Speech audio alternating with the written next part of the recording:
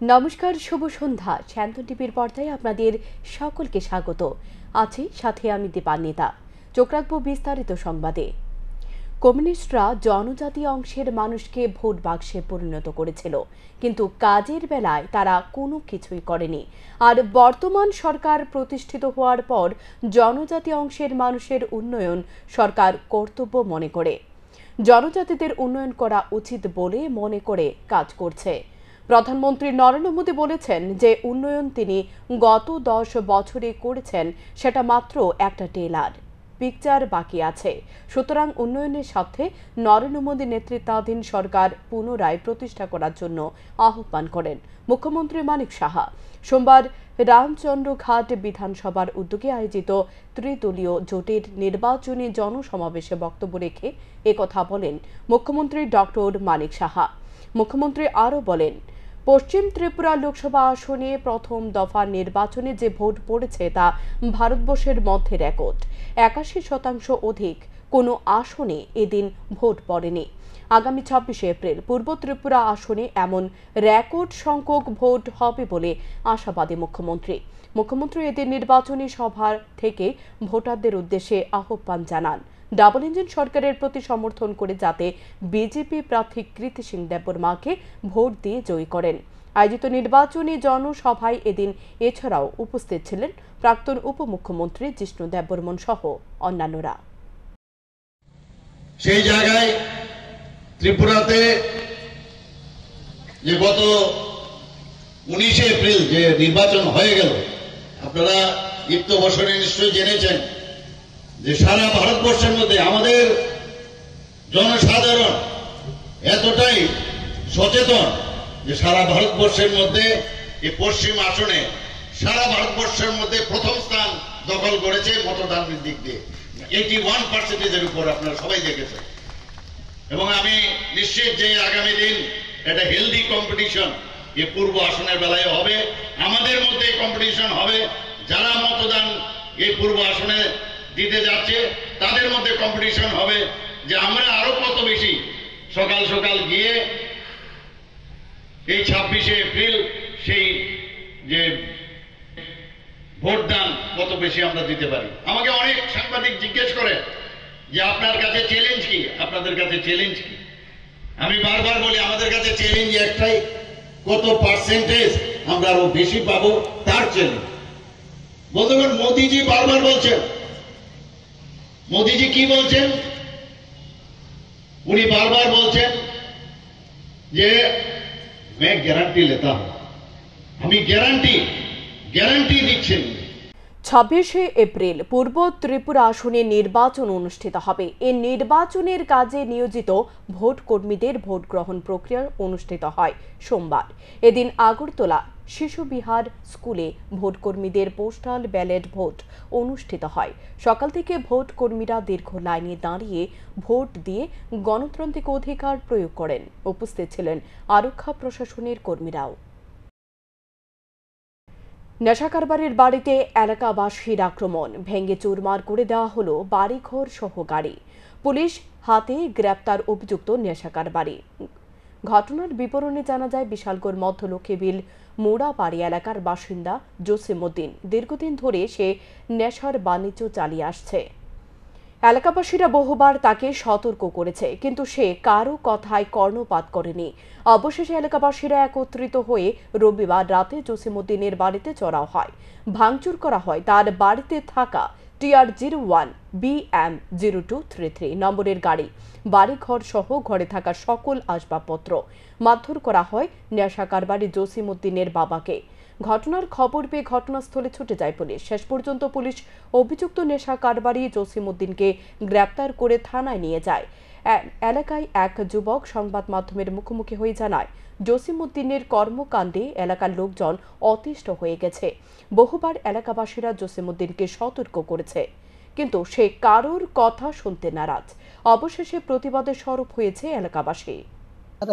আসলাম আরেকখানে, কিন্তু এসে দেখলাম আসলে এই গ্রামের এই যে দোষী বিভিন্ন কার্যকলাপের লোক জড়িত, প্রচণ্ড নেশা সঙ্গে তার জড়িত আছে। মানে এই এলাকার মানুষ মানে প্রচণ্ড হয়ে গেছে তার বিরুদ্ধে মানে মানে এসো প্রচণ্ড মানে যে কার্যকলাপ শুরু করছে তাদের বিরুদ্ধে একবার ঘৃণায় বসে তার বিরুদ্ধে মানে একের পর এক ব্যবসার সঙ্গে জড়িত ওপেনলি আনে মদ খা ওপেনলি ট্যাবলা ব্যবসা ওপেনলি ফ্রেঞ্চি ব্যবসা এসব সঙ্গে যুক্ত আজকেও এখানে ওপেনলি রাস্তার মধ্যে মদ খাইতেছে তো ওই এলাকার মানুষ প্রতিবাদ করতে যাওয়া তার সঙ্গে আজকে মানে প্রতিরোধ গড়ে তুলছে এই এলাকার মানে এই সমাজের সমস্ত লোক। মানে কে এটা কি নাম? তার নাম জসিমউদ্দিন। কি করে? হ্যাঁ, বিভিন্ন বড়ি ব্যবসা, ফেন্সি ব্যবসা এবং বিভিন্ন জায়গা টাকা এটা খাসা জায়গা জুত কইলা এই ধরনের ব্যবসা বাণিজ্যতে জড়িত আছে।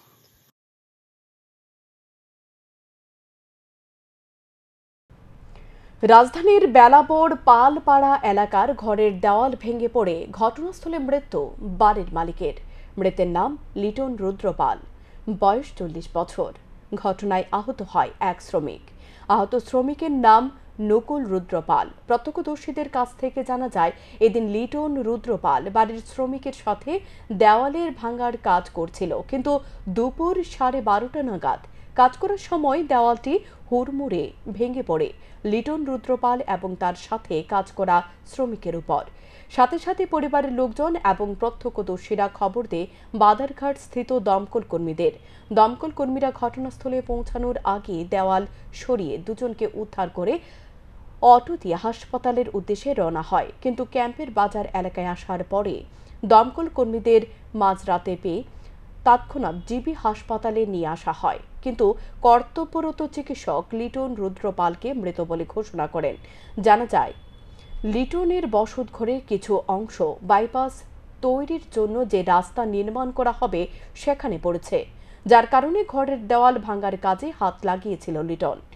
এর মধ্যে এ ঘটনা সংঘটিত হয়েছে। জিবি হাসপাতালে কান্নায় ভেঙে পড়ে মৃতের পরিবার।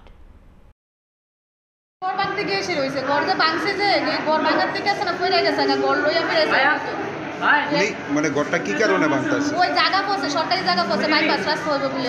এটা কি বিল্ডিং আছে? বিল্ডিং আছে। এই যে ওয়াল চাপা পড়ছে, প্রথমে কে দেখছে বিষয়টা? তার বাড়ির পাশে বাড়ির মানুষ উদ্ধার করছে কে? আমরা পাড়া মানুষ সবাই মিলে। তারপরে তো আপনারা দমকল কর্মীদের খবর দিচ্ছেন, তারা কি গেছিল? গেছে গেছে। জীবিত আনার পর ডাক্তারবাবুরা কি কইছে? তার সাথে আমরা কথা হইছে না, আমি একমাত্র আইলাম। উনি কি জীবিত আছে? ডক্টর বলে কইছে না। নামটা কি ওটা? লিটন রুদ্রপাল। বয়সটা কত? না, লিটন রুদ্রপাল। বয়সটা কত? বয়সটা আমি ঠিক কইতে পারতেছি না। ঘটনাটা কোন জায়গা হইছে? বেলাবর পালপাড়া। ওনার বাড়িতে কে কে আছে? ওনার বাড়িতে ছোট ভাই আছে, দেনের ওই বউ আছে, 2 মেয়ে আছে, মা আছে। কি করে উনি? উনি প্রাইভেট কোম্পানিতে কাজ করে। জিবি হাসপাতালে চিকিৎসাধীন ভোট কর্মীকে দেখতে গেলেন পশ্চিম ত্রিপুরা আসনের রিটার্নিং অফিসার ডক্টর বিশাল কুমার। আহত ভোট কর্মীর চিকিৎসার জন্য সহযোগিতার আশ্বাস দেন তিনি। পশ্চিম ত্রিপুরা লোকসভা আসনে ভোট গ্রহণের দিন ভোটকেন্দ্রে গুরুতরভাবে অসুস্থ হয়ে পড়েন এক ভোট কর্মী। আহত ভোট কর্মীর নাম সুভাষ দাস। বর্তমানে তিনি জিবি হাসপাতালে চিকিৎসাধীন। আহত সুভাষ দাসকে দেখতে জিবি হাসপাতালে যান পশ্চিম ত্রিপুরা লোকসভা আসনের রিটার্নিং অফিসার ডক্টর বিশাল কুমার। জিবি হাসপাতালে গিয়ে তিনি আহত সুভাষ দাসের শারীরিক অবস্থা ও চিকিৎসার বিষয়ে খোঁজ খবর নেন। পরে তিনি সাংবাদিকদের মুখোমুখি হয়ে জানান, সুভাষ দাসের মাথায় আঘাত লেগেছে। বর্তমানে সুভাষ দাসের শারীরিক অবস্থা ভালো রয়েছে। সুভাষ দাস শিক্ষা দপ্তরে কর্মরত ছিলেন, তাই শিক্ষা দপ্তরের সাথেও কথা বলা হয়েছে। অসুস্থ সুভাষ দাসকে সকল ধরনের সহযোগিতা করার বিষয়ে শিক্ষা দপ্তরের আধিকারিকদের সাথেও কথা বলেছেন বলে জানান তিনি। अभी हमारे एक एजुकेशन डिपार्टमेंट के कर्मचारी हैं श्री सुभाष दास जी। उनको चोट लग गई थी जब वो इलेक्शन ड्यूटी में थे। उसके बाद वो जीबी में भर्ती हुए, तो उनकी जांच वगैरह हुई और पाया गया कि सर के अंदर कुछ चोट है। उन्हीं को देखने आए थे हम। जो भी सहायता सरकार की तरफ से पॉसिबल है वो हमने प्रोवाइड करी है, और भी उनके इलाज में जो भी ज़रूरत होगी, जिस तरह की भी रिक्वायरमेंट होगी वो की जाएगी। जीबी हॉस्पिटल के डॉक्टर्स ने भी अच्छे से उनकी सेवा करी है और अभी वो डिस्चार्ज के लिए तैयार हैं। अभी उनकी हालत काफ़ी अच्छी है, अच्छे से बात कर रहे हैं, खाना खा रहे हैं। उनके परिजनों से भी मेरी बात हुई है, अगर कोई भी उनको ज़रूरत आएगी तो हम जिला प्रशासन की तरफ से उनकी सहायता करा है। স্বজন পোষণ, লুটরাজ ও সন্ত্রাসের উপর ভিত্তি করে সিপিআইএম দীর্ঘ সময় রাজত্ব করেছে। তারা ব্লক কেলেঙ্কারি, আদা কেলেঙ্কারি এবং চিট ফান্ড কেলেঙ্কারির সাথে জড়িত এবং এই কেলেঙ্কারি করে জনগণের হাজার হাজার কোটি টাকা লুটেছে। এখন তারা ইন্ডি চোট করছে। এটি সর্বনাশা চোট। নির্বাচনের প্রাক্কালে তারা মানুষকে বিভ্রান্ত করছে, মানুষের কাছে সরকারের স্বচ্ছ ভাবমূর্তি নষ্ট করার চেষ্টা করছে। সোমবার প্রদেশ বিজেপির কার্যালয়ে সাংবাদিক সম্মেলন করে এই অভিযোগ করেছেন প্রদেশ বিজেপির মুখ্য প্রবক্তা সুব্রত চক্রবর্তী। তিনি বলেন, তৎকালীন সরকার মাত্র 20 দিনের মধ্যে রোজভ্যালিকে লাইসেন্স প্রদান করেছিল। তারা পরবর্তী সময়ে রাজ্যের মানুষকে ধোঁকা দিয়েছে। সিবিআই দ্বারা তদন্ত শুরু করেছে। ইতিমধ্যে তাদের দলের নেত্রী বিজেতা নাথ সহ কয়েকজনকে জিজ্ঞাসাবাদ করেছে। সুষ্ঠু তদন্ত হলে এ দুর্নীতি বের হয়ে আসবে বলে জানান তিনি। তিনি আরও বলেন, এই লোকসভা নির্বাচনে 400-র অধিক আসন নিয়ে সরকারে প্রতিষ্ঠিত হবে বিজেপি সরকার। আর কি নিয়ে কথা বলবো না, সিপিএম এর সময়টা কিরকম ছিল, বামফ্রন্টের শাসন কি ছিল ত্রিপুরায়, রাজ্যের মানুষ ভুলে গেছেন। একদিকে খুন সন্ত্রাস, আরেকদিকে লুটতরাজ, আরেকদিকে স্বজন তোষণ, এই তিনটি পিলারের উপর ভিত্তি করে সিপিএম এর শাসন ক্ষমতা ছিল। আপনার সবাই অবগত আছে, রাজ্যের প্রায় প্রত্যেকটা ব্লকে হাজার হাজার কোটি টাকার কেলেঙ্কারি হয়েছে। ব্লক কেলেঙ্কারি থেকে, আদা কেলেঙ্কারি থেকে, চাকরি কেলেঙ্কারি থেকে, রেগা কেলেঙ্কারি থেকে, কোন কেলেঙ্কারিটা বাদ গেছে সেই সময়? আজকে যখন একটা স্বচ্ছ প্রশাসন চলছে, স্বচ্ছ নিয়োগ নীতি নিয়ে রাজ্য সরকার কাজ করছে, কোথাও কোনো কারাপশন চার্জেস নেই রাজ্য সরকারের বিরুদ্ধে, তখন বিভ্রান্তিকর বক্তব্য পরিবেশন করে রাজ্যের মানুষকে লোকসভা নির্বাচনের মুহূর্তে আবার বিভ্রান্ত করার জন্য উঠে পড়ে লেগেছে সেই সিপিএম। এবং এই সিপিএম এর বিরোধিতা করে, চিট ফান্ড কেলেঙ্কারির বিরোধিতা করে, আদা কেলেঙ্কারির বিরোধিতা করে, সেই ব্লক কেলেঙ্কারির বিরোধিতা করে সেই সময়কার যে কংগ্রেসের নেতৃত্ব ছিল, মাননীয় সুদীপ রায় বর্মন সহ যারা ত্রিপুরা এবং ত্রিপুরার বাইরে গিয়েও প্রেস কনফারেন্স করেছিলেন, মুখ্যমন্ত্রীর তৎকালীন মুখ্যমন্ত্রী মানিক সরকারের বিরুদ্ধে সোচ্চার হয়েছিলেন, তারা আজকে একজোট হয়েছে। তার জন্য আমরা বলি এই ইন্ডি জোট।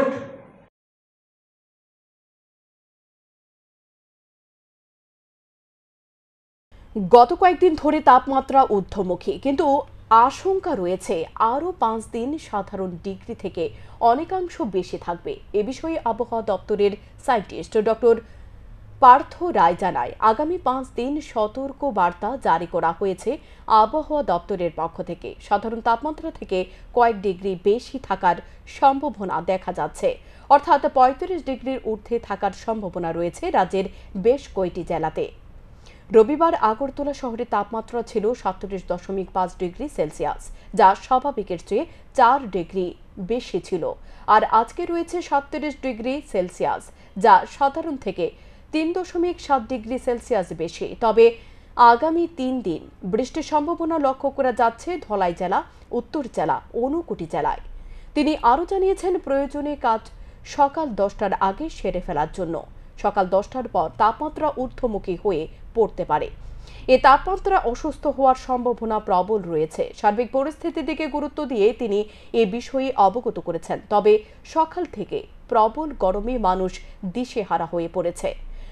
আগরতলা শহরে মোড়ে মোড়ে ডাবের জল এবং আখের রস পান করছে মানুষ। তীব্র দাবদাহে কেউ কেউ অফিস কিংবা বাড়ি ঘরের কাজ করতে রাস্তায় বের হয়ে অসুস্থ হয়ে পড়ছে। পথচারীরা উদ্ধার করে হাসপাতালে নিয়ে যাচ্ছে। তাই পরিস্থিতির দিকে নজর রাখার জন্য আহ্বান জানিয়েছে আবহাওয়া দপ্তর। আগামী 5 দিনের জন্য আমাদের সতর্কবার্তা দেওয়া হয়েছে হট অ্যান্ড হিউমিড ওয়েদারে। অ্যান্ড এটা 35 ডিগ্রি এবং তার বেশি থাকার সম্ভাবনা, এবং যা স্বাভাবিকের থেকে 3 থেকে 4 ডিগ্রি বেশি থাকতে পারে অনেক জায়গায় ত্রিপুরার বিভিন্ন জেলাতে। আগরতলা শহরে কালকে যেটা রেকর্ড করা হয়েছে আমাদের আবহাওয়া অফিসে, সেটা হচ্ছে 37.5, যেটা স্বাভাবিকের থেকে 4 ডিগ্রি বেশি ছিল। আর আজকে যেটা অবজার্ভ করা গেছে সেটা হচ্ছে 37, সেটা স্বাভাবিকের থেকে 3.7 ডিগ্রি সেলসিয়াস বেশি ছিল। গণতন্ত্রের সর্ববৃহৎ মহোৎসব অষ্টাদশ লোকসভা নির্বাচন গণদেবতারা ভোট দানের মাধ্যমে দেশের গণতন্ত্রকে শক্তিশালী করার উদ্যোগ গ্রহণ করবে। এই নির্বাচনকে সুন্দর, সুশৃঙ্খল এবং শান্তিপূর্ণভাবে পরিচালনার জন্য ঊনকোটি জেলা পুলিশ প্রশাসন, আধা সামরিক বাহিনী, টিএসআর জওয়ানরা বিশেষ দায়িত্ব পালন করে থাকে। আগামী ২৬শে এপ্রিল পূর্ব ত্রিপুরা আসনে লোকসভা নির্বাচনকে সামনে রেখে ঊনকোটি জেলা পুলিশ প্রশাসনের পক্ষ থেকে আইন শৃঙ্খলা সংক্রান্ত বিষয়ে সোমবার বিকেলে সাংবাদিক সম্মেলন অনুষ্ঠিত হয়। কৈলাসহরের কামরাঙ্গা বাড়ি পুলিশ লাইন সাংবাদিক সম্মেলনে উপস্থিত ছিলেন জেলা পুলিশ সুপার কান্তা জাহাঙ্গীর, অতিরিক্ত police super V Darlong, Kailashahar মহকুমা পুলিশ আধিকারিক জয়ন্ত কর্মকার এবং কুমারঘাট মহকুমা পুলিশ আধিকারিক কমল দেববর্মা। সাংবাদিক সম্মেলনে জেলা পুলিশ সুপার জানিয়েছেন, ঊনকোটি জেলায় ২২৫টি পোলিং স্টেশন রয়েছে। তার মধ্যে স্পর্শকাতর পোলিং স্টেশন ২৫টি রয়েছে। পাবিয়াছড়া বিধানসভায় ৪টি, ফটিকরাই বিধানসভায় ১০টি, চণ্ডীপুরে ৬টি এবং কৈলাসহরে ৫টি স্পর্শকাতর পোলিং স্টেশন রয়েছে। গোটা জেলায় ১২টি নাকা পয়েন্ট সক্রিয়ভাবে তল্লাশি চলছে। পুলিশ সেক্টর ২৬টি রয়েছে। এখন অবধি ৪৫০ জন টিএসআর জওয়ান জেলায় এসে পৌঁছেছে এবং কেন্দ্রীয় আধা সামরিক বাহিনী ৪৫ কোম্পানি এসে পৌঁছে গেছে। সর্বমোট ৯৩ কোম্পানি কেন্দ্রীয় আধা সামরিক জওয়ান থাকবে গোটা জেলায়। हमारे पास में टोटल पोलिंग स्टेशन 225 हैं, जिसमें से 25 पोलिंग स्टेशन वनरेबल एरियाज में है और एज पर डिप्लॉयमेंट प्लान हम 93 सेक्शन सीएपीएफ को वहाँ पे डिप्लॉय करेंगे। हर पोलिंग स्टेशन पे हाफ सेक्शन सीएपीएफ या टीएसआर रहेगा एज पर प्लान। और उसमें से हमारे पास में अभी तक 5 कंपनी आ चुकी हैं। इनफैक्ट हमारे पास में 3 कंपनी और आ चुकी हैं और आज के दिन में हमारे पास में 10 कंपनियां हो जाएंगी। They are on the way और इन सब का हम डिप्लॉयमेंट हम लोग कर देंगे। जैसे ही आ जाएगी हम सब लोग कंपनी कमांडर्स के साथ में, पुलिस सेक्टर ऑफिसर्स के साथ में भी एक मीटिंग हम लोग लेंगे। अभी इसके अलावा हमारे पास में 450 टीएसआर भी है और टीएसआर भी आएगा। हमारा 20 नाकाज जो है वो इफेक्टिव है और 24/7 फंक्शनल है। 26 पुलिस सेक्टर ऑफिसर हमने आइडेंटिफाई किए हैं और हर पीएस में इलेक्शन वाले दिन 24 पीएस मोबाइल जो है, हर पीएस में 4 मोबाइल जो है वो राउंड द क्लॉक मार्च करेगा, वेहिकुलर उसमें रहेगा। রহস্যজনকভাবে মৃত্যু এক শ্রমিকের। মৃত শ্রমিকের নাম শিবু দাস, বয়স ৫৬ বছর। ঘটনা রাজধানীর ভাটি অভয়নগর মোল্লাপাড়া এলাকায়। জানা যায়, শিবু দাস আগে রাজমিস্ত্রির যোগালি হিসেবে কাজ করত। বিগত ৩ মাস ধরে কোনো ধরনের কাজ করত না। তবে শিবু দাস প্রায় সময় নেশাগ্রস্ত অবস্থায় থাকত। শিবু দাসের ছেলে সংবাদ মাধ্যমের মুখোমুখি হয়ে জানায়, রবিবার রাতেও শিবু দাস নেশা করেছিল। সোমবার সকালে বাড়িতে শিবু দাসের মেয়ে ও স্ত্রী বাড়িতে ছিল। শিবু দাসের ছেলে কাজে চলে যায়। কাজ থেকে বাড়িতে এসে দেখতে পায় তার বাবা সংজ্ঞাহীন অবস্থায় বাড়িতে পড়ে রয়েছে। সাথে প্রতিবেশীদের ডাকা হয়। সকলে মিলে শিবু দাসকে তড়িঘড়ি নিয়ে যায় জিবি হাসপাতালে। জিবি হাসপাতালে নিয়ে যাওয়ার পর চিকিৎসকরা শিবু দাসকে মৃত বলে ঘোষণা করে দেন। তাহলে মানে কোনখানে দেখছো তুমি? আমি বাড়িতে দেখছি ডিউটিতে। আয়া আমরা এই শেষ সবের আদা ডাক্তার দিছি এলাকাগুলো করে তাড়াতাড়ি শেষ দেখতে দিতে শেষ। জানা গেছে নাকি কিভাবে মারা গেছে? তো বাড়িতে কেউ আসলো না যখন? বাড়িতে মা ছিল, ছোট বোন আছে। দেখছিনি তারা কেমনে? তারা তো কিছু বুঝে না, পুরো দূরে একটা বোন আছে। বাড়িতে কোনো ঝগড়া টগড়া হয়েছিল? নাম কি ওনার? ওনার নাম শিবু দাস। বয়স কত? ৫৬। কি করতো উনি? আগে যোগালি কাজ করতো, ওনার ২-৩ মাস ধরে কাজ করবো চাউনি রেখে নেয়। নেশা টেশা করতো এমনিতে? হ্যাঁ, নেশা করতো। হ্যাঁ নেশা করতো। কি নেশা করতো? কালকে কে এরকম নেশা? এরপর কোনো ঝগড়া হয়েছিল বাড়িতে? কুখ্যাত ছিনতাইবাজ জুয়েল আহমেদ ও তার ৩ সহযোগীকে উত্তম মধ্যম দিল এলাকাবাসী। ঘটনা সোমবার দুপুরে বিশালগড় থানাধীন ঘনিয়ামারা এলাকায়। এ জুয়েল আহমেদ দুবার এনডিপিএস মামলায় জেল খেটেছে। সম্প্রতি বিশালগড় থেকে বক্সনগর রোডে যাওয়ার সময় ২ নম্বরী গাড়িগুলিকে আটক করে তাদের কাছ থেকে অর্থ আদায় করা হচ্ছে তার বর্তমান পেশা। সোমবারও ঠিক একই কায়দায় ঘনিয়ামারা এলাকায় একটি ক্লাবের নাম করে গাড়ি থেকে অর্থ আদায় করতে গিয়ে এলাকাবাসীর নজরে আসে। সঙ্গে সঙ্গে জুয়েল সহ তার ৩ সহযোগী বাদল হোসেন, রাকিব হোসেন ও দেলোয়ার হোসেনকে আটক করে উত্তম মধ্যম দিয়ে বিশালগড় থানার পুলিশের হাতে তুলে দেয় স্থানীয়রা। অভিযুক্তদের বিরুদ্ধে কঠোর শাস্তির দাবি করল স্থানীয়রা। জুয়েল আহমেদ, দিলওয়ার হোসেন, রকিব হোসেন এবং বাদল হোসেন নামে 4 জন যুবককে এলাকাবাসী সন্দেহজনক অবস্থায় আটক করেছে। তাদেরকে আবার জিজ্ঞাসাবাদ করার জন্য কি কারণে আটক করেছে, কি তাদের অভিযোগ, সমস্ত প্রক্রিয়া দেখার জন্য আমরা করে দিয়ে গেছি। স্যার কোন জায়গাতে আটক করা হয়েছে? বনিয়ামারা এলাকাতে। এখনকার মতো সংবাদ এ পর্যন্তই। চোখ রাখুন স্যান্দন টিভির পর্দায়। নমস্কার।